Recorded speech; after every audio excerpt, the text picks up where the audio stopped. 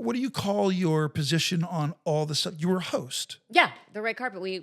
We turned walking into a building into an event. Expand on that. I want Okay, to. so If I'm totally ignorant, help me when understand. we started, everybody in the ye olde days, people would go to these award shows and there would be pictures on the red carpet and there'd be 1 or 2 interviews. And God, I'm blanking on his name, who used to host the red carpets for the shows. Do you know him? No, not Mr. Blackwell. He was with Variety or Hollywood Reporter.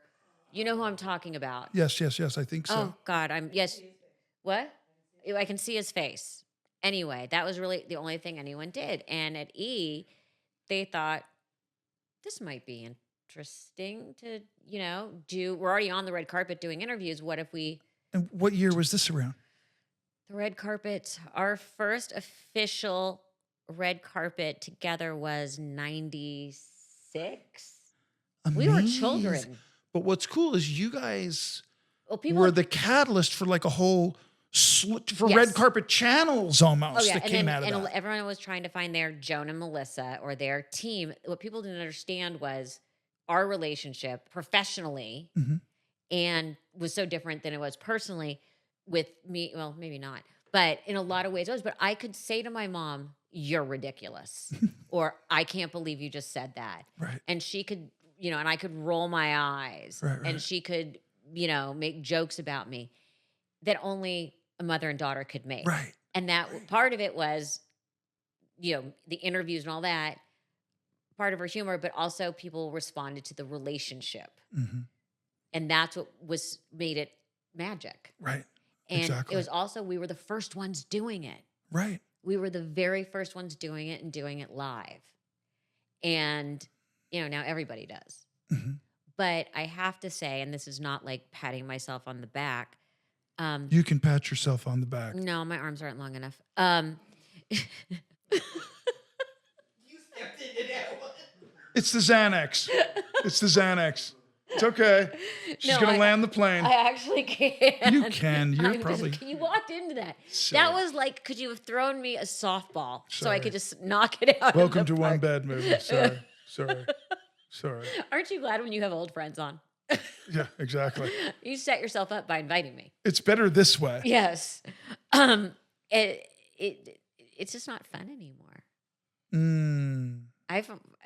It's just, no one's allowed to be fun. No one's allowed to have fun. No one's allowed to say anything. We're living in this culture of fear. And right at the end, when we stopped doing the red carpets, it was becoming that. Where it was with the publicist, like it was more politicized. Well, but also we would say something on Fashion Police, and then the publicist would be like, "You were mean to this client, or you didn't like what that client was wearing, so you don't get to talk to this client." And it just became. But that pays forward into how the episodes are going to be in the future and how that vibe is going to be in the future. And it just, people would say, "Were people mad about what you said on Fashion Police?" And we're like, my answer always was, when you're making $20 million a movie. Or as you would say, a picture, and getting all your clothes for free.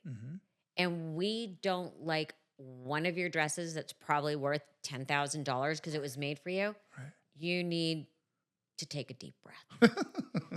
That's funny. And also, I'm always like with actors and everyone, especially now with everybody and just being so intellectually arrogant, which I hate in people. You want to say, first of all, none of us are curing cancer or doing brain surgery, because if we could, that's what we would be doing. Right. You're absolutely right. And now everyone is very, at that time on the carpet, at the end, we started seeing a lot of intellectual arrogance. Right. If that makes sense. And then it just wasn't fun anymore. No, don't talk down to me. By the way, don't force me to flex my education. Right. Because you're not going to beat me. Oh, sure. It's like, don't force me into a corner, because I will absolutely, I will put you in checkmate. Right. But go ahead and I'll do it while I'm smiling and asking you who made your shoes. Right. That's good. My son has those. These are dope. These are Tevas. That's what Cooper has, the North Face version. These are the sandal Teva, say, but these are just, I don't even have a deal with them. I buy this stuff because it's just so fabulous. Yeah. Well, my son has the North Face version. Yeah, the North Face are dope. Yep. I don't get sponsored Do by I them sound either. like your son? No, you're actually using words I understand. Okay. All right. Here's my question. The next one. Okay. At any point during the whole red carpet stuff, was there like, because you talked about how it inevitably just, eroded, however, but there must have been a majority of that must have been good times and fun and you and your mom and all that. Was there one celebrity, actor, whoever? Was there any one person you met that you lost, like you just fangirled, like an actress, an actor? So one of the times, okay, first of all, because there's hedges and all that, so I would have to stand on like a quarter apple. Right. And when certain actors who were on the shorter side, out of respect, I would step off. Oh, that's so funny. Just to be respectful. Right. So one time I was working with Todd Newton. I don't know if you remember Todd. He was one of the E people, and we were live at the SAG Awards before the SAG Awards were a big deal. Right. We were the first ones there live. And we see Tom Cruise coming, and they're like, oh, he is going to actually stop and talk to you. I'm like, okay. And we see him coming in, and I'm sitting like this with Todd, or standing with Todd, and we're sort of just buying time till he walks up. And chat. And with Todd, he's 6'2", so I really had to stand on a box because otherwise one of us was out of frame. And all of a sudden, I feel an arm slip around my waist, and I turn around. Now, mind you, it's because I'm on my box, but he would have been one I stepped off for, and I am eyeball to eyeball with Tom Cruise. Like literally, and here's what I came up with. Ready? Hi. You do that? Hi. Because like him or hate him or whatever, he has so much charisma. Absolutely. And he's not a tall man. So I would always step off my box. But when I was standing on the box, literally, it's so crushed in there. And I had met him 1,000 times. It wasn't like that. But literally, like he was like this far away from my face. Right. And you turn around and you just go, literally, that is what I came up with. Hi. I have a similar story about Ryan Gosling. You looked into his eyes and just said hi? No, what happened was because I have two daughters and I, when they were growing up, The Notebook and all that. Right. And they were fans of his. And I'm an actor, whatever. So if I see this guy somewhere, I'll say hello, whatever. Right.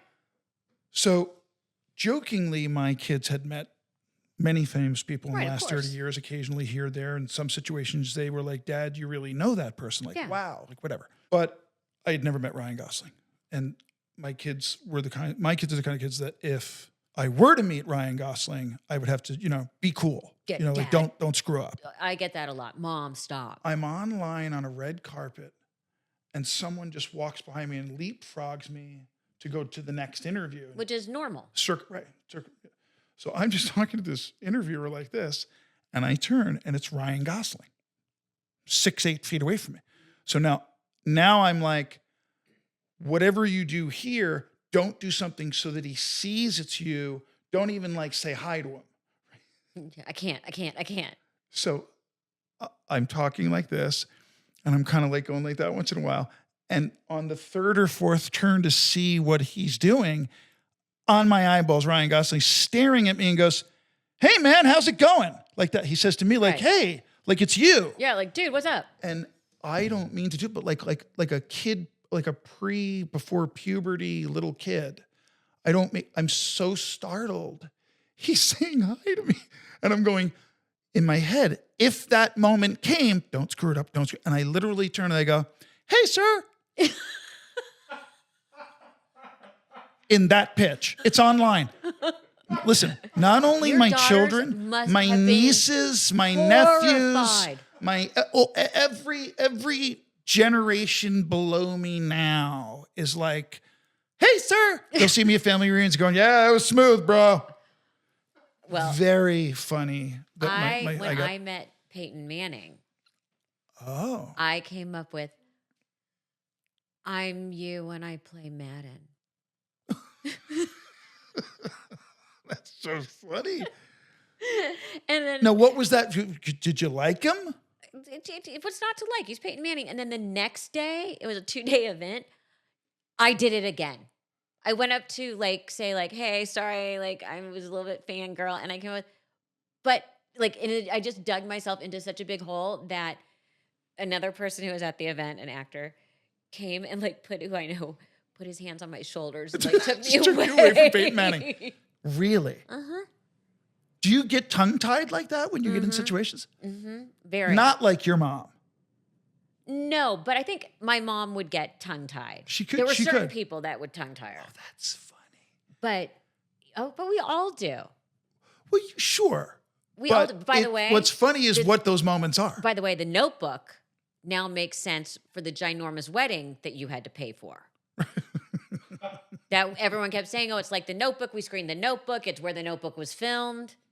Yeah, All the pieces now fall into place because I was like, "Wow, she really must like that movie." it all comes full circle. It does. Like it was beautiful. This twisted tale, wrapping through